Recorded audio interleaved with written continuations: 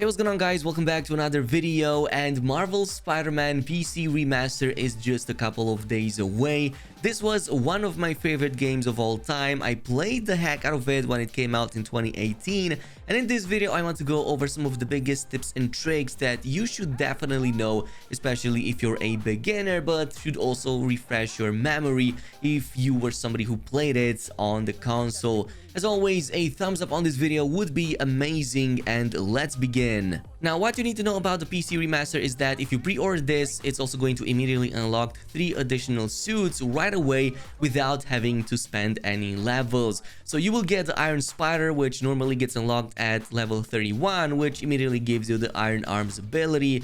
These are excellent for extra melee damage, but also to more easily take down some of the larger brutes later down in the game. You will also get a Spider Punk, which comes with a rock out ability. This one will pull out a really awesome guitar that just blasts out enemies and deals very high AoE damage. And finally, the Velocity suit with the Blitz ability. This pretty much transforms you into Rhino himself, as this is going to give you a much better sprint. You will run faster and also knock down anything and anyone that comes in contact with you. So actually pretty awesome. But the remaster will have up to 47 unlockable suits at the very least that you will uncover as you get more and more levels. Once you do meet these levels, you also need to craft them to be able to wear them in the first place, which is where some of these tokens come into play. You will get various tokens from completing various open world side activities. Something like crime tokens, landmarks, backpacks, science, and base tokens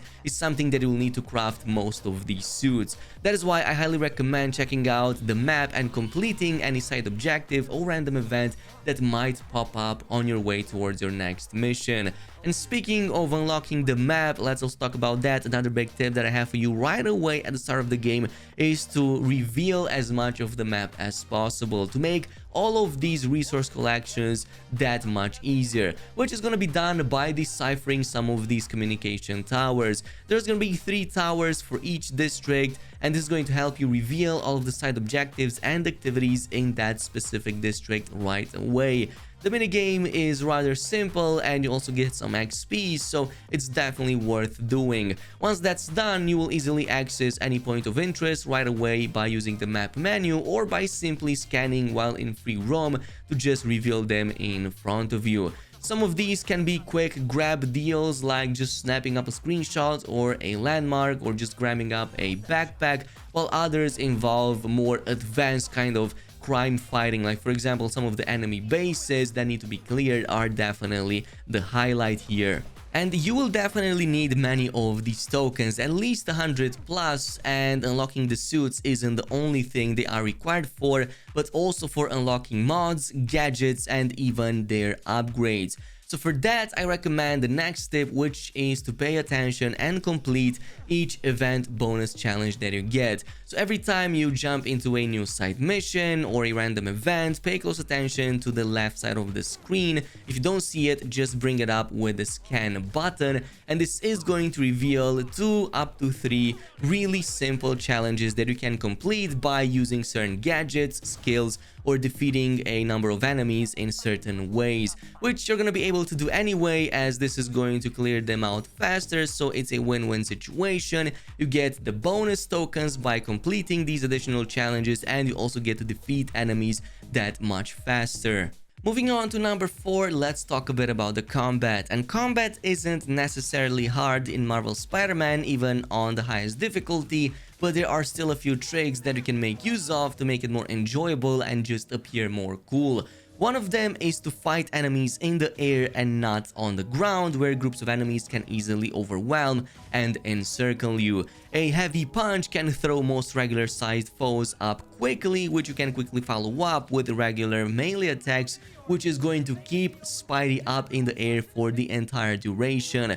But you can bring it a step forward, and if you also unlock the air yank skill, you're gonna be able to also pull almost any enemy up from this point on, letting you stay up almost indefinitely in the air as long as you're not breaking that chain.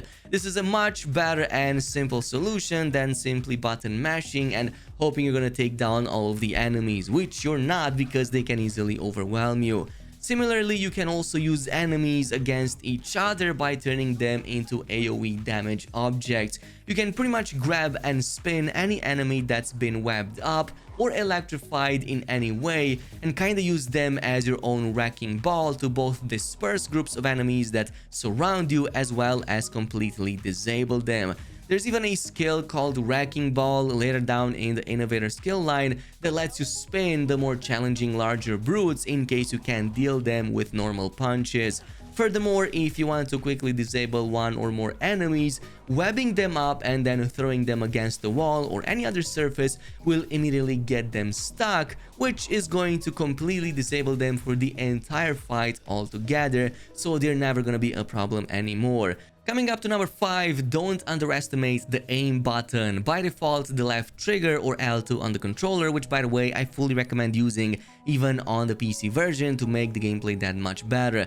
This will slow down time during normal gameplay, so it comes in quite handy as it's a great way to maneuver during normal web slinging when you want to explore and don't want to lose any momentum or simply want to pull off some really cool stunts. The game already has a really awesome web zip mechanic, but if you want to fine-tune that and kinda manually aim or change your trajectories in ways you can't otherwise because of the speed, this is the perfect way of doing that. Even more so as there's many special kind of obstacles that Spidey can pass through with cool animations that you can normally skip or miss because of that speed. So in this case, that's going to become that much easier. Similarly, during combat, you can achieve the same slowdown effect by using the gadgets menu instead. This will slow down the time even more, and it's going to be more immediate than the aim button, letting you better assess the situation and plan your next move easier. Or if you're trying to hit a high count number achievement, it's a great way to prevent enemies from touching you in this case,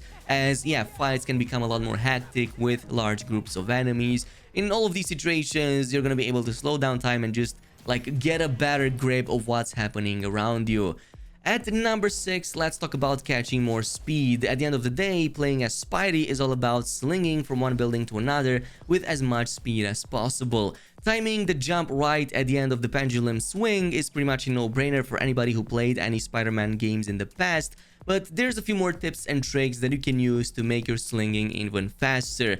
One of them is the point launch boost. You simply web whip towards any perch point which appears in front of you, and then if you time your jump right as you hit that point, you're gonna be able to gain a massive boost ahead, gain more momentum, and just jump very far away, which is going to power up your next swing even more.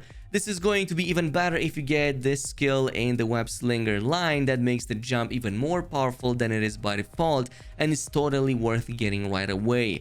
My favorite though has to definitely be the diving mechanic, which you normally activate when falling or immediately by pressing the L3 on the controller in this case. Since diving immediately lets you catch more speed, it can also be used right before your next web swing to make it much faster and gain a lot more height and momentum. You don't even need to be that high or even activate it for that long for this to kick in, and just a split second is enough to make that a lot better and get a really great boost compared to not using it at all.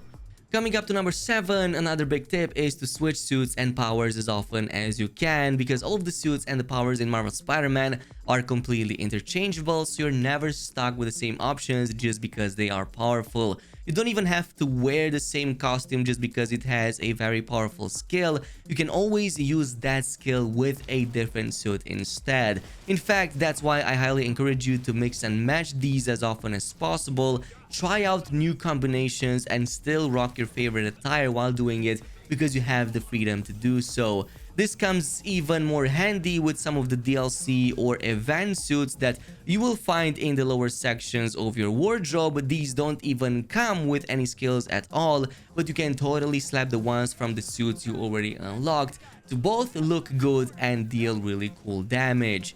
And on a final note, gadgets in Marvel Spider-Man are insane and should be indispensable in any gameplay.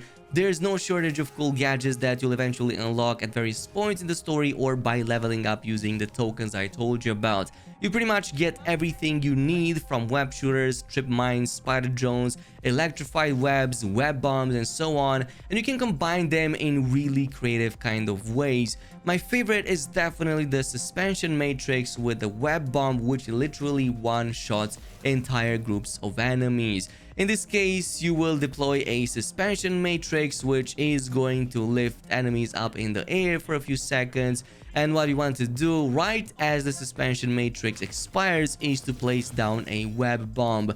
This, combined with the force of the impact, is going to cause all of these enemies to both get webbed up and then stuck to the surfaces and the terrain that they land upon, pretty much taking them out of the combat instantly.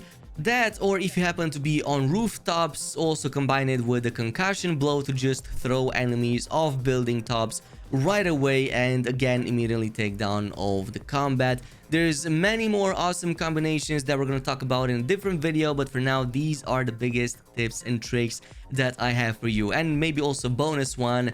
Just have fun because this is a really awesome game and totally worth your time. Thanks so much for watching, and I'll see you guys in the next video.